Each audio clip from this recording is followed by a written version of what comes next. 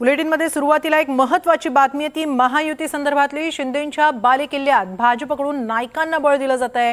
ठाणे नवी मुंबईचे गणेश नाईक हे निवडणूक प्रभारी असणार आहेत। ठाणे जिल्ह्यातील झेडपींची जबाबदारी नाईकांकडे देत शिंदेंच्या बालेकिल्ल्यात नाईकांना बळ दिलं जात आहे। शिंदे आणि नाईक यांच्यामध्ये गेल्या काही दिवसांपासून वाकयुद्ध चांगलंच रंगलेलं आहे। त्यांच्यातला संघर्ष वारंवार दिसलेला आहे आणि आता ठाणे नवी मुंबईचे गणेश नाईक हे निवडणूक प्रभारी असणार आहेत। याबाबत अधिक माहिती घेऊया आमचे प्रतिनिधी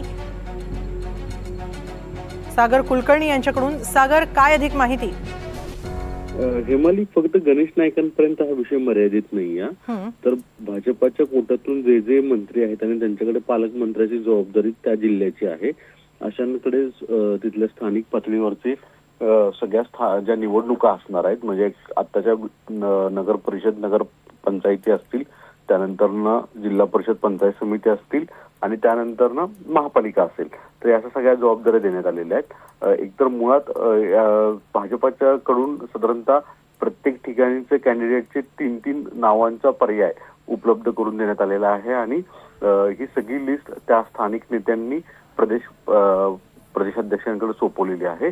त्यातूनच आता सगळ्यात जास्त चर्चा जी आहे ती एकनाथ शिंदेच्या ठाणे च्या बालेकिल्ल्यामध्ये आणि पालघर जिल्ह्यामध्ये अशा ठिकाणी स्वतः गणेश नाईकांकडेच ही सगळी जबाबदारी देण्यात आल्याची माहिती आहे।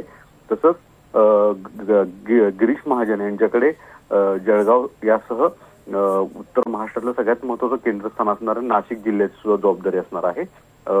पुण्यामधली जी जबाबदारी आहे ती चंद्रकांत पाटील, माधुरी मिसाळ यांच्याकडे संयुक्तरित्या देण्यात आलेली माहिती समोर येते।